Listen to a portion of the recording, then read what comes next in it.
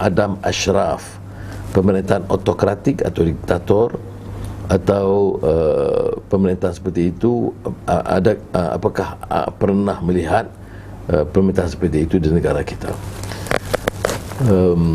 Ada karya penting Abdul Rahman Al-Kawakibi dari Syria, beberapa 100-200 tahun yang lalu, berjudul Al-Istibdad atau pemerintahan kuku besi, dictatorship, yang menjelaskan ciri-ciri kediktatoran apa dia. Kalau yang ekstrimnya itu macam Firaun, ya, ana rabbukumul a'la, aku serba tahu, aku seolah-olah Tuhan, aku menentukan hidup kamu, makan kamu, semuanya sekali. Itu ekstrim, ya, diktator yang mutlak, yang dibayangkan, dibandingkan dalam Al-Quran. Diktator ni maknanya bila ada pemimpin, dia ikut dia aja, ya.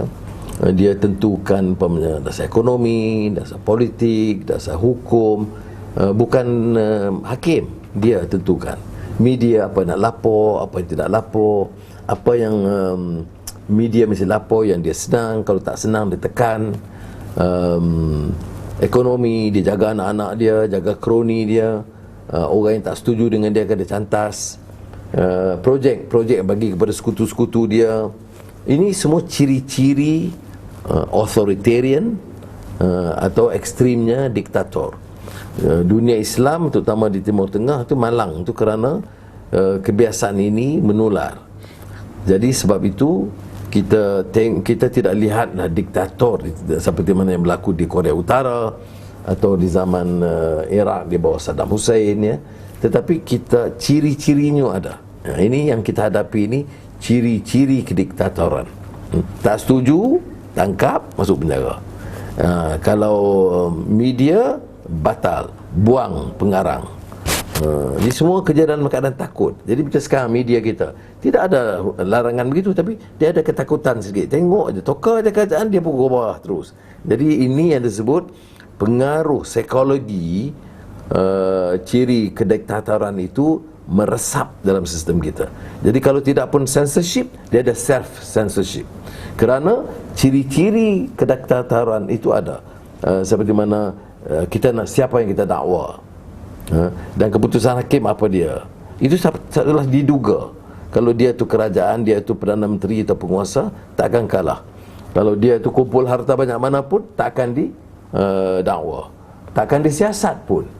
Kalau anak-anaknya kumpul bilion-bilion, tidak jadi perkiraan.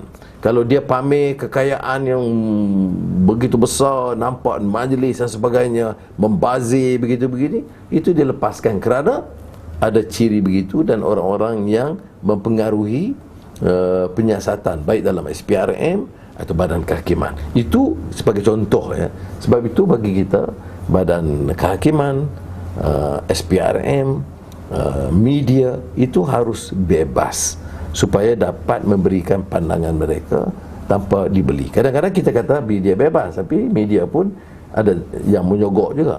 Ada beberapa commission yang dibuat di beberapa negara di mana tokoh-tokoh besar, konglomerat ataupun tokoh-tokoh politik besar itu membayar, mengupah wartawan.